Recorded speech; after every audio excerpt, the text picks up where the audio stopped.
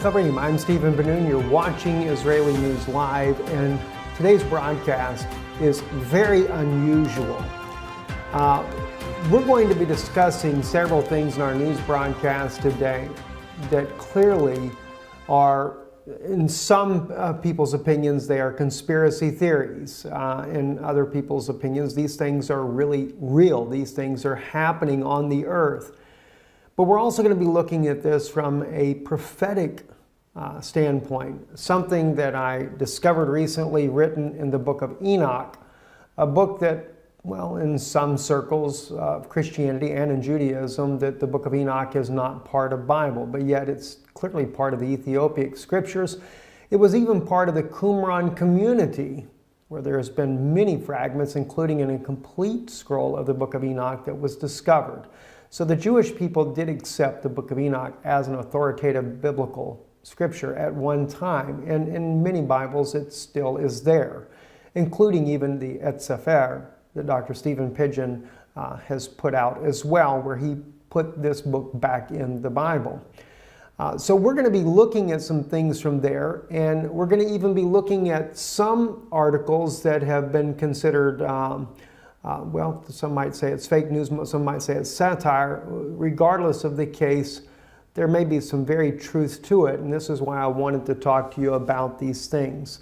Antarctica has really become a major subject in recent, well, in fact, in the last year, even more so. There's been every kind of conspiracy theory that it is a place for a massive alien base. This is where aliens go at. We know of the one of the former military officers, Byrd, who fought a conflict near Antarctica and lost a lot of men, claiming that there were flying discs, flying saucers coming out of the Antarctica.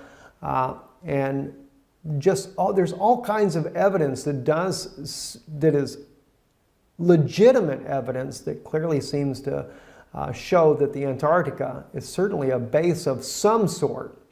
The Germans also, under Adolf Hitler, had a base down at Antarctica. There's all kinds of things that are going on in this region of the world, and this year, or actually last year, when the election, John Kerry himself disappeared down to the Antarctica during the very day of election. But what was really strange is that when John Kerry went down there, he goes to New Zealand right afterwards, and there was a massive earthquake inside of New Zealand. I'm going to share with you, you can see some of the images here on this article here from the New York Times. They'll show you some of the images of the earthquake itself. 7.8 magnitude earthquake. The earthquake was very, very shallow, and in one article that we saw that would probably be considered satire, that they have written and stated that the reason why the earthquake happened was because John Kerry did a last-ditch effort and went down to Antarctica to try to meet with the, well, as they put it there, he was meeting with the Guardians.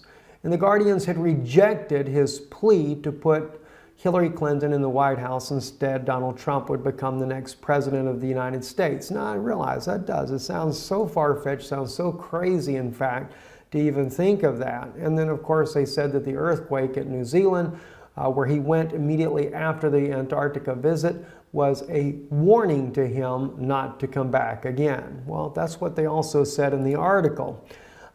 Those of you that remember, here is a picture here of the Patriarch Kirill. Patriarch Kirill is also the head of the Eastern Orthodox Church, who went also to Antarctica on a very unexpected trip after he met with Pope Francis in Cuba. And Pope Francis gave him a secret document. Never was revealed exactly what was in the document, but it was the first time the two leaders of the both East and Western Orthodox churches had met together to try to mend their relationship. He goes to South America afterwards, and then the unexpected trip to Antarctica. Well, the question is, why did he go to Antarctica? Well, in one article here, the Ark of Gabriel, Antarctica, Russia, and the Apocalypse, speaks about how that the Russian government had actually moved a mysterious ark that was discovered at Mecca underneath the ground there and was brought out. Many people died in the process, according to the article's claim here, and that Russia did a special movement of this ark down to Antarctica.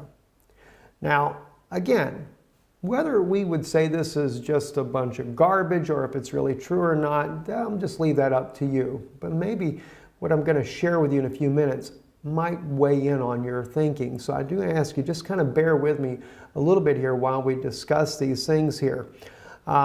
Anyway, at Mecca, if you remember, I believe it was last year, there was a quote-unquote stampede. And the news reported that some 701 case, 717 people were killed in this stampede. This is something that has never happened before at Mecca, and actually we found out later that it was 2,000 people were killed there at Mecca, and an apparent stampede that killed all of these people. Well, not according to some of the articles there. In fact, as you can see this crane here that is toppled, that what was actually going on at Mecca was an excavation of this strange ark called the Ark of Gabriel, that according to the article here, this was something that Muhammad had said, had prophesied about. And this was buried here beneath this very place, and they were working on trying to bring it out, and some type of plasma release was done, and it caused the death of all these people. Again, is this just conspiracy theories? Is it fabricated? Who really knows? But one thing that is a fact, though, is there was a Russian ship, a scientific ship, headed to Antarctica, and that ship did stop at the port there in Saudi Arabia, supposedly to take on supplies.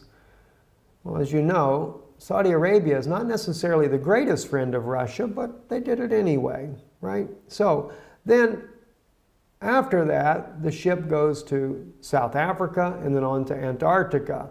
So they did stop and pick something up in Saudi Arabia. So maybe the article has got some truth in it after all. And then right after this ship goes to Antarctica, this is when Kirill suddenly goes down there to visit the one and only Eastern Orthodox Church at the Antarctica.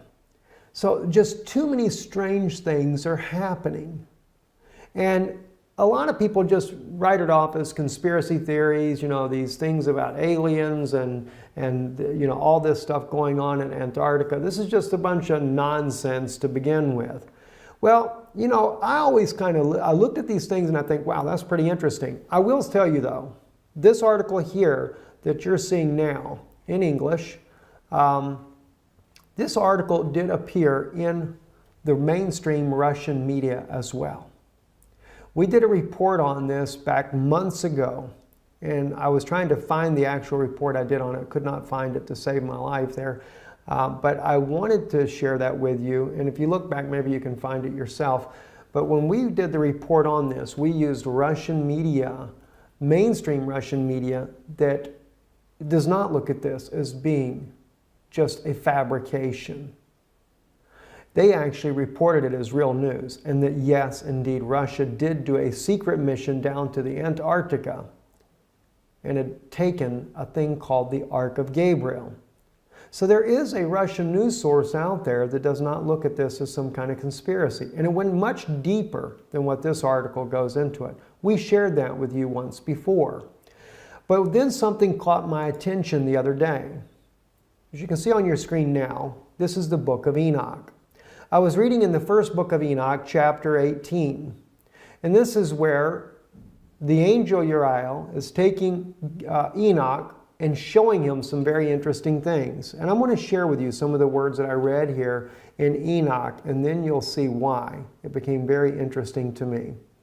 If we go down to, say, verse 4 and begin there, it says, "And I saw the winds which turned the sky and caused the disk of the sun and all the stars to set.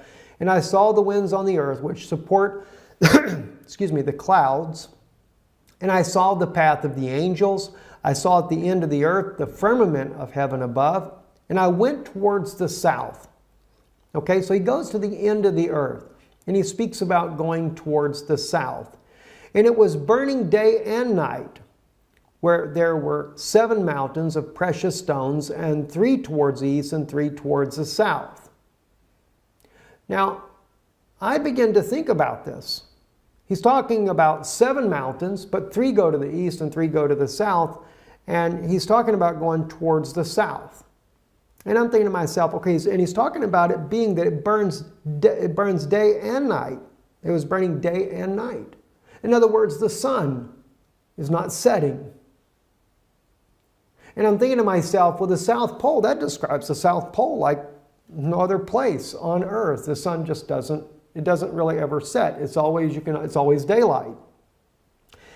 And so it really caught my attention. But then he mentioned about the 7 mountains. And of course he talks about the stones, etc. But then he says east and 3 go to the south. Well, that really got my attention. So I thought to myself, okay, is there a place down at the Antarctica that would kind of match this type of description? Well, oddly enough, there is. It's Mount Vincent. Now, you have to keep in mind what you're looking at here on your screen. You have Mount Vincent right here. It is called the Seven Summit. There are 3 going south. Now, you would say these are 3 to the west. It's actually described as southeast and southwest. But keeping in mind, when Enoch went here, the earth had not been tilted off its axis. So therefore, north and south, east and west was a bit different, right? And if you take and tilt the earth back the way it would have been, this will go just like that. And then you would have the 3 peaks, as it speaks about here, and we have the summit here, 3 peaks here. Those would go down to the south, just as he describes, and these here, the 3, would go to the east, just as he describes there. The 7 mountains, the 7 summits, and 3 to the east and 3 to the south. That really began to make sense.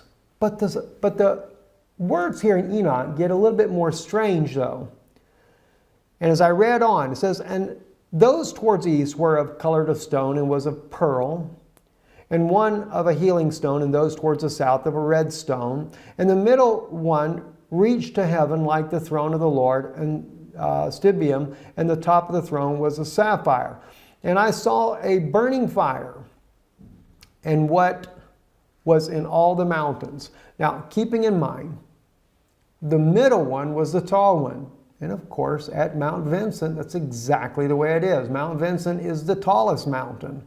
Now, I can't say that this is conclusively correct. I'm putting this here before you as a conjecture, something for you to think about, just something that I find very fascinating in line with all these anomalies that are happening at Antarctica, all the weird things that are going on. John Kerry, I mean, gosh, he did more than 1 visit down to the Antarctica here. Why? What's going on? Now, when I first looked at this, I'm thinking Planet X. They're going down there because they can see Planet X coming. All right? And maybe that has something to do with it as well. But what about some other things? I'm going to share with you some very serious things also that are going on down there that have been claimed by former military officers. Okay, so just hold on for a second here. It says, and I saw a place there beyond the great earth. There the waters gathered together, and I saw a deep chasm of the earth with pillars of heavenly fire, and saw among them fiery pillars of heaven, which were falling as regards both height and depth. They were immeasurable.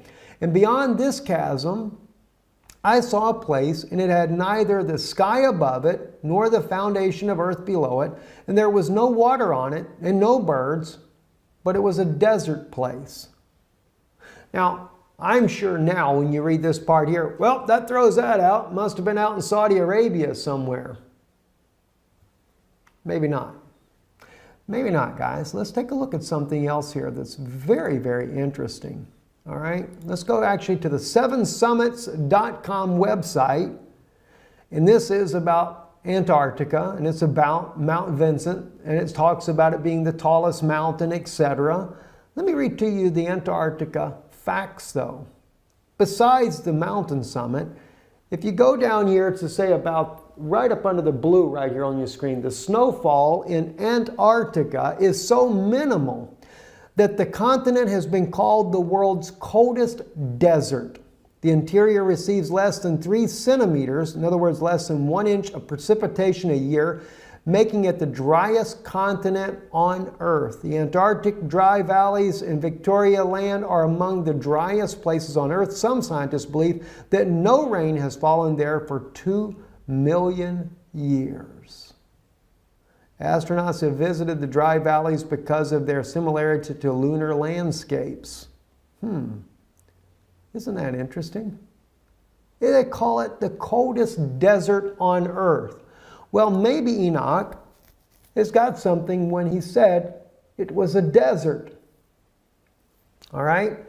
As he called it, there was no water on it and no birds, but it was a desert place. Well, there are no birds. There are no penguins when you get that deep into Antarctica. There's just no life at all. And a terrible thing I saw there, 7 stars like the great burning mountains, and like a spirit questioning me, the angel said, "This is the place of the end of heaven and earth. This is the prison for the stars of heaven and the host of heaven and the stars which roll over the fire. These are the ones which transgress the commandment of the Lord from the beginning of their rising, because they did not come out at their proper times. And he was angry with them and bound them until the time of consummation of their sin in the year of mystery." And I, Uriel, we go into chapter 19 here, real quick here, just the first verse, said to me, "The spirits of the angels who were promiscuous with women will stand here, and they, assuming many forms, made men unclean, and will lead men astray so that they sacrifice to demons as gods." Now, if you notice, that is a continuation. They're not dead. They're still there. And they do what? They will lead men astray so that they sacrifice to demons as gods. Wasn't that interesting? CERN not long ago, where they sacrificed a young woman. Oh, they claimed it wasn't real, but found out later, according to Russian media, it was real. Russian media even was able to determine which woman it was that had been kidnapped. That was by not just so much the media, it was actually Russian intelligence officers that determined this information, but it was in Russian news, and we shared that with you here on Israeli News Live. So they sacrifice to demons as gods. They will stand there until the great day of judgment, on which they will be judged, so that an end will be made of them. But they still have very much access to men on this earth, and they are leading them astray, and they can they assuming many forms. That's pretty wild. I mean, I've never seen anything like this in my life. And the point is that I make here, when we look in chapter 18, it appears to be, and it could be completely somewhere else different on the earth. All right, I'm just saying this as a conjecture to you to consider this. But it appears to be that Antarctica is that region that he's speaking of. For one, it has to be a place that's burning day and night. That sun is where they can see day and night. It seems to really match up, and that's what's really, really fascinating, in my opinion, there. And again, just like the mountains, if you were to take into consideration the antediluvian destruction that tilted the earth off its axis and put the earth back right on its axis, and then look at the peaks here on the map in behind you here, then you would actually have, just as it describes there in Enoch, 3 to the south and 3 to the east. Three peaks on a 7-summit mountain range, and of course the middle one being the tallest.